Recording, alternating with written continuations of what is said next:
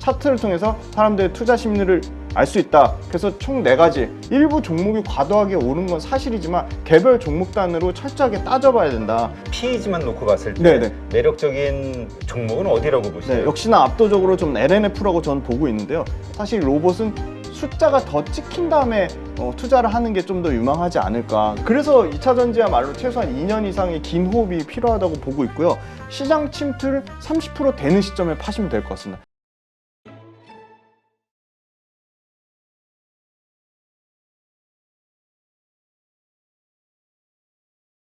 오늘 모신 분은 돈이 된다 주식 투자 책의 저자시죠. 김지훈 대표 모셨습니다. 안녕하세요. 안녕하세요. 네. 자, 요즘 2차 전지가 아주 화랑을 떨치고 있는데, 자, 일단 주식 투자를 할 때 그 반드시 체크하시는 4가지가 있다 이런 얘기를 하셨는데 이게 어떤 겁니까? 네, 일단은 주식 투자하기 위해서는 4가지 조건을 만족을 해야 되는데요. 4가지 조건을 만족하지 않으면 투자를 안 하시면 됩니다. 첫 번째가 역시나 가장 중요한 건 펀더멘탈이고요. 펀더멘탈이라고 하면 재무제표하고 실적입니다. 그러니까 재무제표, 실적 모두 충족을 해야 되고요. 두 번째는 역시 저도 뭐 예전에는 계속 가치 투자를 표방하면서 이제 계속 펀더멘탈이 좋은 회사만 투자를 했었는데, 이 펀더멘탈만 좋은 회사는 사실 여러 가지 시간이 오래 걸립니다. 그래서 사실 그 시간을 조금이라도 단축시키기 위해서는 펀더멘탈과 철저하게 모멘텀이 결합이 돼야 된다. 그래서 두 번째 요건은 모멘텀인데요. 여기서 말씀드리는 모멘텀은 절대 무슨 테마주나 이런 이슈가 아니고요.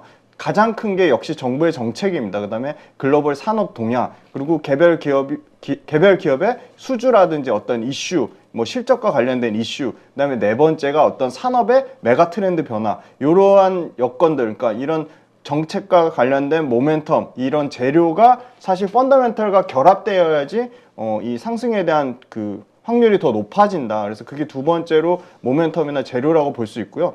세 번째가 역시나 외국인과 기관의 수급입니다. 주식이라는 거는 결국 사주는 주체가 있어야지 오르는 건데, 외국인과 기관의 수급 둘 다 중요하긴 합니다만 굳이 둘 중에 하나를 고르신다면 외국인의 수급이 좀 더 중요하다고 말씀드릴 수 있을 것 같고요. 외국인과 기관의 수급의 연속성이 중요하다. 그러면 어느 정도가 연속성이 있는 거냐? 저는 개인적으로 3일 연속으로 수급이 들어오면 좀 연속성이 있다고 보고 있습니다. 그리고 네 번째가 이제 차트입니다. 차트가 사실 상당히 차트에 대해서 좀 부정적으로 얘기하시는 분들도 많고 차트에 대해서 신뢰하지 못하는 분들도 많은데, 저 역시도 과거에 투자할 때 차트를 굉장히 좀 귀에 걸면 귀걸이, 코에 걸면 코걸이로 차트를 신뢰하지 않았습니다. 하지만 근데 차트가 저는 지금 현재 가장 큰 본업은, 물론 방송 활동도 하고 유튜브도 찍고 있지만 제일 중요한 거는 제가 매일매일 트레이딩에서 실전 트레이딩으로 매매를 하는 전업 투자가 제 본업이기 때문에 굉장히 차트를 중요하게 생각하고 있고, 차트가 네 번째로 중요하다. 근데 차트가 중요한 이유는 차트에 그 사람들의 투자 심리가 녹여 있습니다. 이 정도 가격에서는 사람들이 부담을 느끼고 팔아서 그게 저항으로 되는구나. 이 정도 가격에서는 바닥권에서 거래량이 터지면서 사람들이 관심을 받고 이 주식을 매수하기 시작하는구나 해서 차트를 통해서 사람들의 투자 심리를 알 수 있다. 그래서 총 4가지, 펀더멘탈, 모멘텀, 그 다음에 외국인과 기관의 수급, 그 다음에 마지막으로 차트, 이 4가지가 동시에 다 결합하는 기업만 투자하시면 100% 성공할 수는 없겠지만 실패할 확률을 상당히 낮출 수 있다. 그래서 4가지를 다 체크를 하시길 권해드리고요. 4가지 어느 거 하나 빠지지 않고 다 중요하다고 말씀드리겠습니다. 네.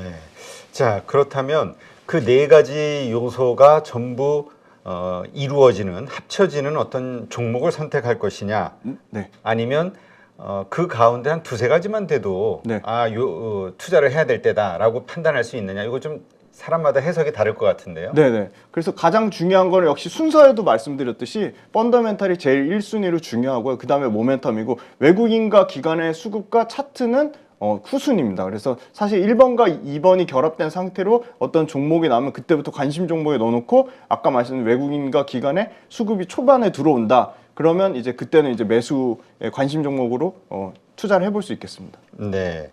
지금 근데 우리가 요즘 이렇게 보면은 2차 전지주가 지금 아주 과열이냐 아니냐 뭐 이런 논란이 있을 정도로 아주 핫하단 말이죠. 많이 올랐고 또 지금도 오르고 있고 그러다 보니까 일단은 그 뭐죠? 지금 사람들의 수급이 몰리는 그 기대감이 있는 쪽으로 가면 되는 거 아니야? 단순하게? 네네. 예, 이렇게 생각하시는 분도 있단 말이죠. 네네.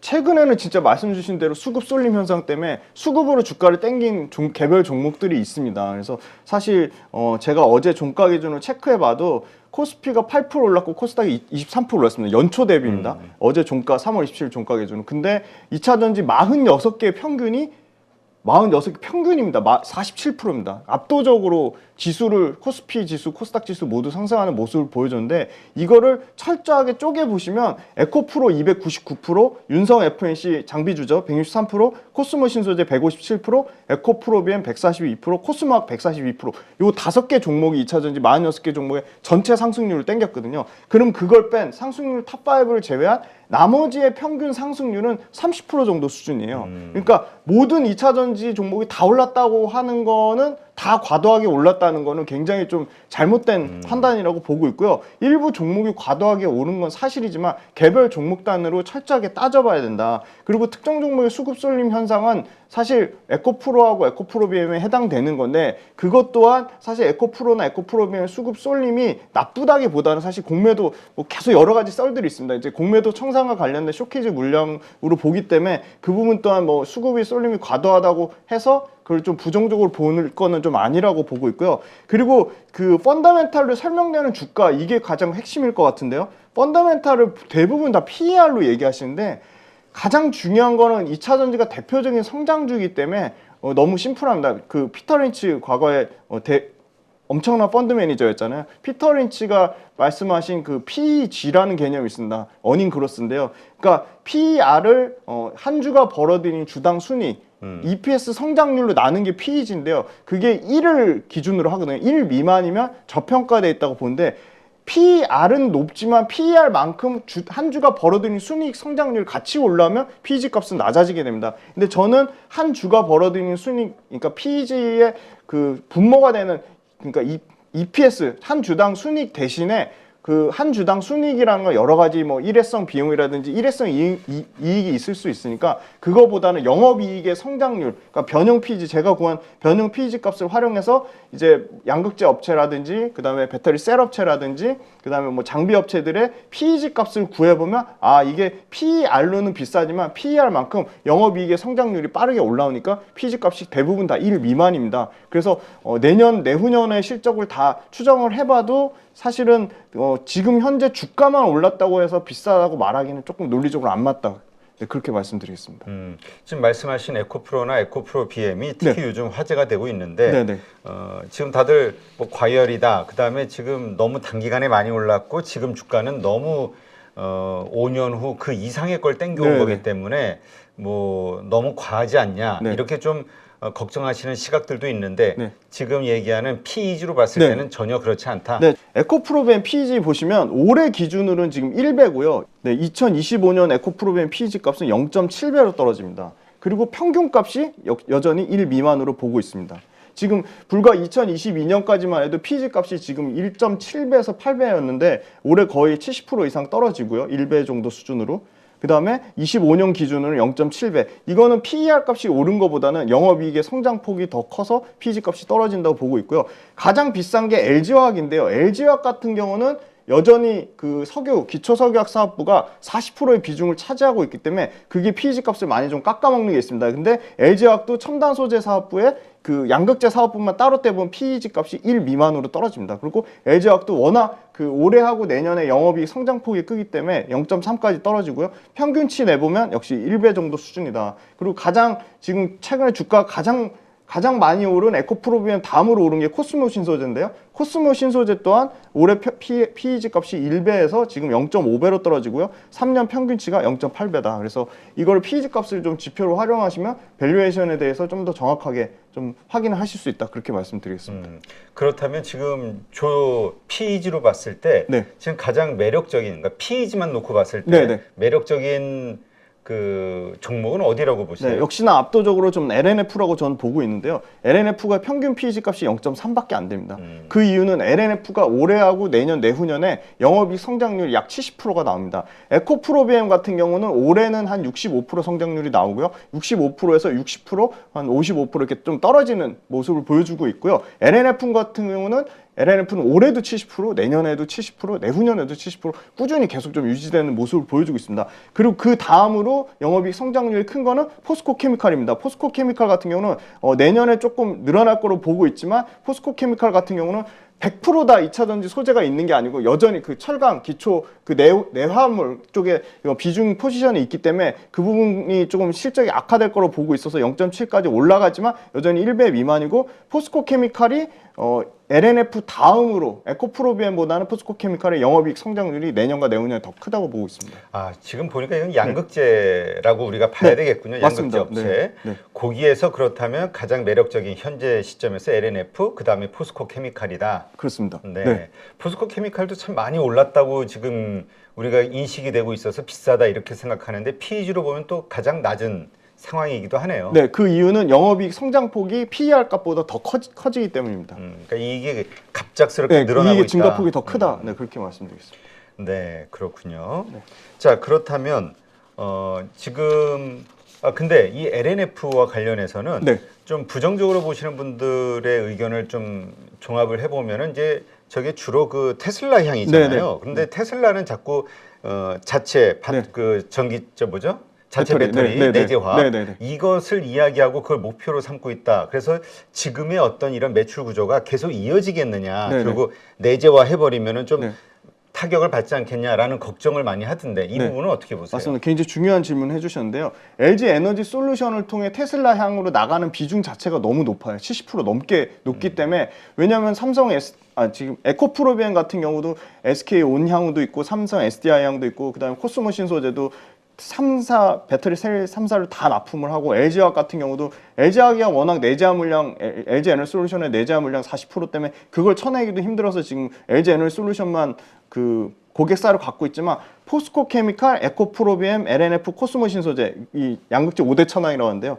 이 LG화학을 제외한 그 네 업체 중에는 가장 고객군이 딸립니다. 근데 LNF도 사실 SK온으로 매출 비중이 20%가 되긴 합니다. 그래서 테슬라 관련된 직납은 사실 테슬라 관련된 직납 규모가 지금 3조 8천억인데 그거보다 훨씬 더 클 줄 알았거든요. 그거에 대한 실망감으로 더 많이 못 올라간 부분이 있지만 테슬라에 대한 직납을 부정적으로 볼 건 아닌 게 테슬라하고 직납을 통해서 제가 체크해본 바로는 LG 에너지 솔루션을 통해서 납품하는 거에 전혀 지장이 없다. LG 에너지 솔루션하고 껄끄러운 관계는 그건 전혀 시장의 억측이라고 보고 있고요. 두 번째는 테슬라향 직납을 통해 어떻게 보면 고객사가 더 다변화되는 측면이 있습니다. 그 LNF 측면에서는. 그래서 테슬라 직납할 경우에 당연히 마진 구조도 좋아지는 부분이 있고요. 그게 두 번째 측면이 있고 세 번째는 LNF의 단점이라고 밝혀졌던 게 이 원자재 앞단, 전구체나 뭐 리튬에 대한 확보가 밸류체인이 에코프로비엠이나 포스코 케미칼처럼 안 돼 있다.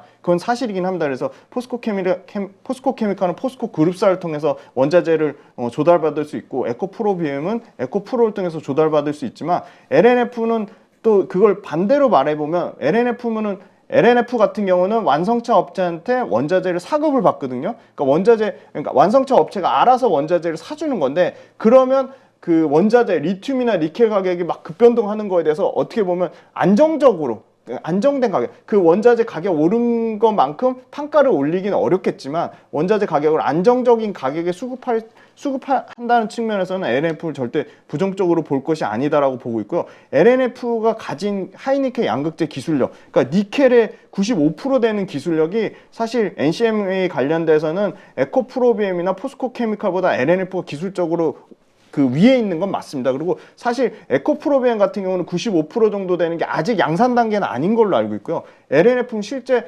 그 니켈 함량이 95% 되는 게 이미 양산이 들어가 있습니다. 그래서 아마 올해 7월 달에 굳이 이 공장이 본격적으로 가동되면 그 사실 캐파가 당연히 늘어날 거라고 보고 있고요. 캐파 측면에서도 사실 게임은 안 되긴 합니다. 에코프로비엠이 압도적으로 2026년까지 71만 톤을 하겠다고 했고 LNF는 43만 톤을 하겠다고 했으니까 벌써 캐파 차이가 뭐 50% 이상 차이가 나는 거잖아요. 근데 그걸 또 디테일하게 쪼개 보시면 에코프로비엠은 다소 공격적으로 캐파를 얘기한 측면이 있고요. LNF는 굉장히 그 최수환 대표님 얘기하시는 걸 봐도 그렇고 좀 보수적으로 얘기했다. 그러면 향후에 캐파 증설의 가능성은 에코프로비엠보다는 LNF가 좀 더 높겠다. 그렇게 말씀드릴 수 있을 것 같습니다.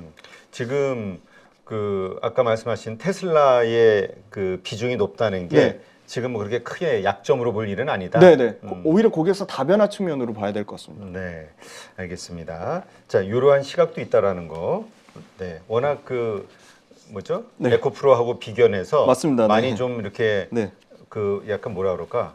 그 너무 차별화되어 있습니다. 저평가되어 못난이 있습니다. 네, 못난이 취급을 좀 받고 네. 있어가지고 양극재 맞습니다. 업체 네. 같은 데서는 상대적으로 네. 네.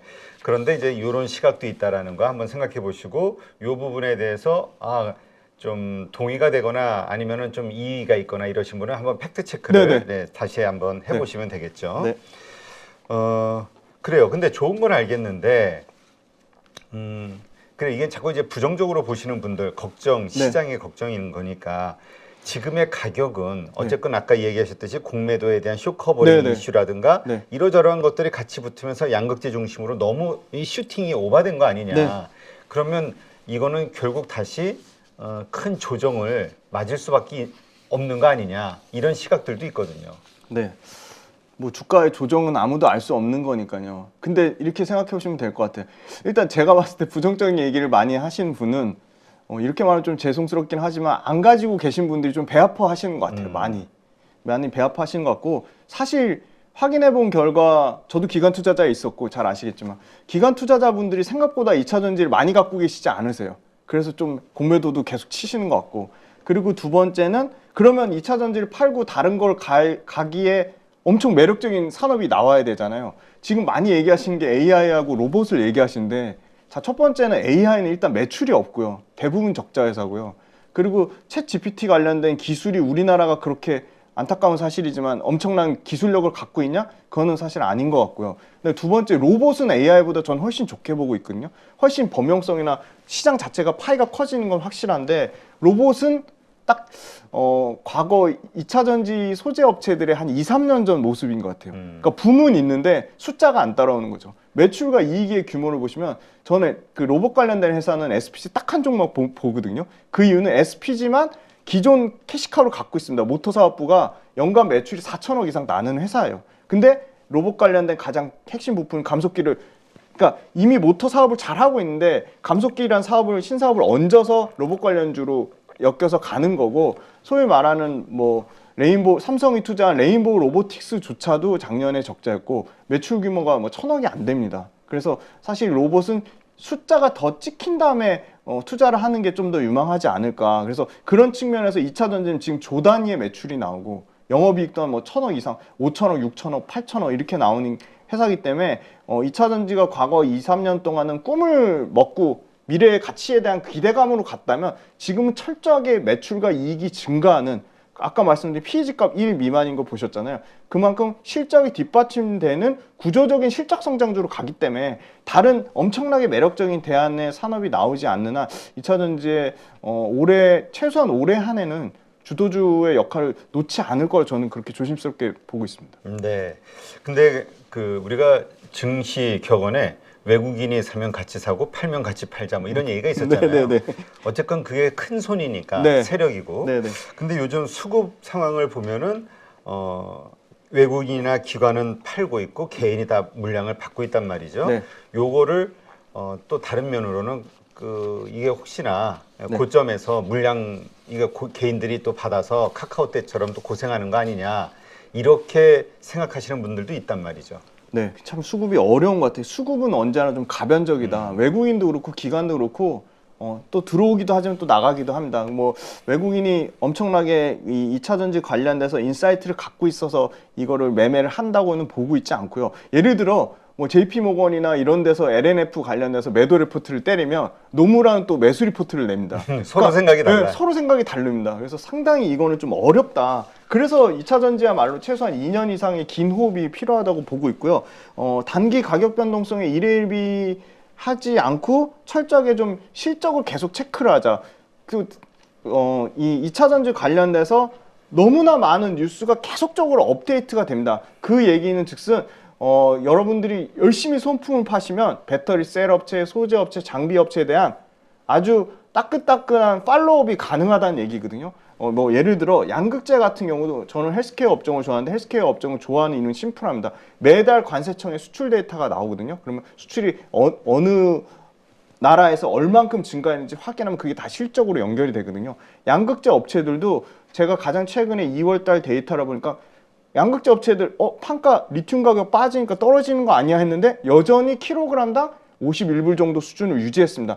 킬로그램당 50불 정도를 생각하시면 좋을 것 같아요. 50불 기준으로 여기서 확 뭐 45불 밑으로 빠지면 판가가 떨어지니까 당연히 양극재 업체들 마진이 안 좋아질 건데 지금 NCA 기준으로 51불을 유지를 했고요. NCM 기준으로도 50.7불입니다. 그러니까 여전히 50불대를 킬로그램당 50불대를 유지하는 거는 시장에서 우려한 것만큼 판가가 깨지지 않았다. 그러면 물량인데 물량 관련돼서 출하량은 뭐 LNF만 해도 작년 대비 출하량이 70% 이상 증가할 거로 보고 있고 에코프로비엔 마찬가지입니다. 70% 이상 증가하고 그 다음에 포스코 케미칼하고 코스모신소에도 약 80% 정도 출하량이 증가하니까 P와 Q가 모두 좋은 상황이다. 그래서 사실은 단기적으로는 얼마든지 항상 보니까 제가 17년 실전 투자 해보니까 항상 이렇게 완전히 이렇게 올라가는 회사는 없고 다 이렇게 한번 올랐다가 약간 눌림목 줬다가 또 올라갔다 또 눌림목 줬다 하는데 저는 개인적으로 쫄지 마시라. 이렇게 올랐다가 눌림목 주면 저는 2차 전지 좋은 매수 기회라고 보고 있습니다.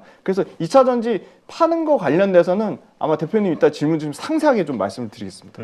지금 하죠. 지금 해드릴까요? 네. 이렇게 좋은 걸 알고 있어요. 네. 그리고 미래에 대한 성장성을 믿고 있어. 그렇다고 계속 가져갈 수 네. 있는 건 아니잖아요. 네. 언젠가 수익 실현을 해야 될 때가 올 수 있는데 네. 그럴 때가 언제일까요? 네. 일단 저는 기관 투자자도 아니고 똑같은 개인 투자자로서 요만큼의 사심과 편견이 없고 전혀 사실 뭐 이 진짜 개인 투자자 입장에서 저도 2차 전지에 투자하는 입장에서 너무 고민이 많이 됩니다. 이미 2차 전지 관련돼서 수익을 많이 내신 분들이 더 많아서 항상 그거 고민을 하실 것 같은데 가장 첫 번째는 제 마음의 크기입니다. 내가 이거를 부담이 되면 당연히 절반 이상 더는 게 맞다고 봅니다. 일단 주식 투자에 있어서 가장 중요한 건 편하고 오래 투자하기 때문에 내 마음의 크기만큼 담아가시는 게 첫 번째고요. 두 번째는 그럼 디테일하게 따져보겠습니다. 첫 번째가 전기차 침투율입니다. 전기차 침투율은 신차 기준으로 보시면 되는데 미국이 지금 10% 굉장히 빠르게 올라왔거든요. 작년만 해도 3%대인데 지금 8.7%까지 올라왔고요. 네. 유럽은 지금 20%가 넘었습니다. 20.4 뭐 이렇게 됩니다. 중국은 지금 이미 29.8% 거의 30%에 육박합니다. 그러면 중국을 제외하고 북미하고 유럽에서 얼마큼의 성장률이 남아있냐? 북미하고 유럽에서 최소한 2026년까지 예상하는 거는 전기차가 신차 기준으로는 30% 이상 침투율이 나올 것이다. 2030년까지 50% 가겠다고 했으니까 그 중간 과정이 2026년 기준으로 시장 침투율이 30%면 시장 침투율 30% 되는 시점에 파시면 될 것 같습니다. 지금은 20% 언더입니다. 아직 충분히 이 침투율 기준으로 갭이 남아있다.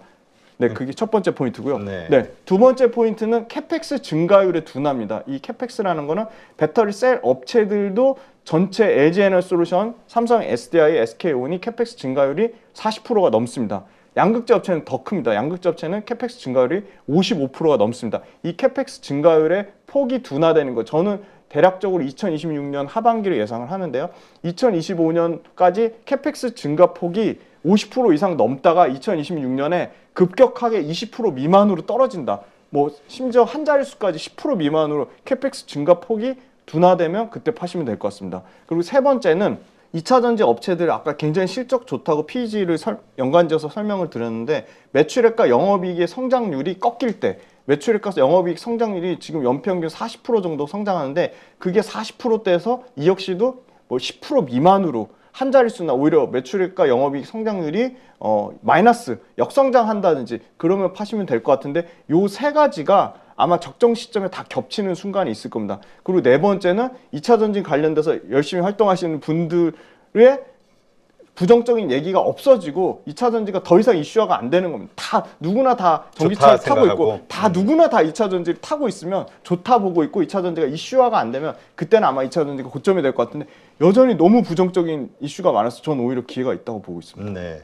그러니까 지금은 흔들린다 하더라도 말씀하신 최소한 네. 그 시장 신차의 네, 네. 시장 침투율. 그 침투율이 30% 이상이 네. 되는 그 시점, 네. 뭐 또 그 외 얘기하신 캐펙스 이런 증가율이 것들이 둔화되는 시점, 이런 것들이 합쳐지는 몇 개가 같이 동시에 발생이 되는 그런 겹쳐지는 지점. 시점에 하시면 될 것 같은데 그것도 조심스럽게 예측해 보면 최소한 향후 2년 동안은 좀 그런 상황이 되기는 좀 어렵다. 그래서 2년 정도 좀 긴 호흡으로 보시는 게 좋을 것 같다고 말씀드리겠습니다. 네.